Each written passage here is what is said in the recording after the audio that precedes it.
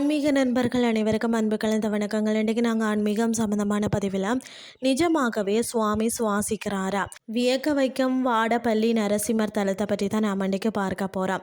ஆன்மீகமும் அறிவியலும் கைகோர்க்கும் இடங்களில் இதுவும் ஒன்றும். ஆந்திர மாநிலம் நல்கொண்டா மாவட்டத்தில் உள்ள வாடப்பள்ளி நரசிம்மர் கோயிலில் நிகழும் ஒரு அதிசயம் தான் பல தலைமுறைகளாக பக்தர்களை வியப்பில் ஆழ்த்தி வருகிறது. அதிசயம் என்னென்னு சொல்லி பார்த்தீங்கன்னா, இந்த கோயிலில் கருவறையில் மூலவர் நரசிம்மரின் திருமுகத்திற்கு அருகிலேயும் அவருக்கு கீழேயும் என 2 நெய் தீபங்கள் ஏற்றப்படுகிறது.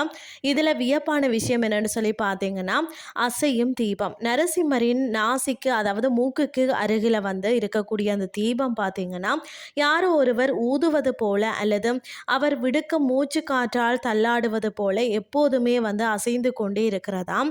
அதாவது அசையாத தீபம்.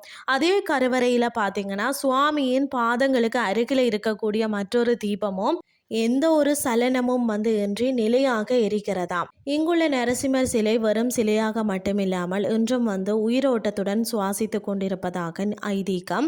இதனாலேயே இந்த கோயிலை தரிசிக்க வரக்கூடிய பக்தர்கள் பார்த்தீங்கன்னா, அந்த தீபத்தின் அசைவை வச்சு தான் சுவாமி இருப்ப உணர்கிறார்கள். கிருஷ்ணா மற்றது முசி ஆறுகள் சங்கமிக்கும் இந்த இடத்துல இந்த ஆலயம் அமைந்திருக்கிறது. ஆந்திர மாநில மக்கள் திருப்பதி அல்லது ஸ்ரீரங்கம் செல்லும் முன் இவரை வணங்கி விட்டு செல்வதை ஒரு முக்கிய கடமையாக வச்சிருக்கிறார்களா.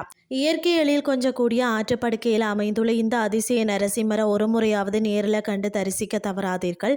இன்றைய ஆன்மீகம் சார்ந்த பதிவு உங்களுக்கு பிரயோசனமாக அமைஞ்சிருக்கும்னு சொல்லி நானும் நம்புகிறேன். இதே மாதிரி மற்றொரு ஆன்மீகம் சார்ந்த பதிவோடு உங்களை சந்திக்கிறேன். நன்றி.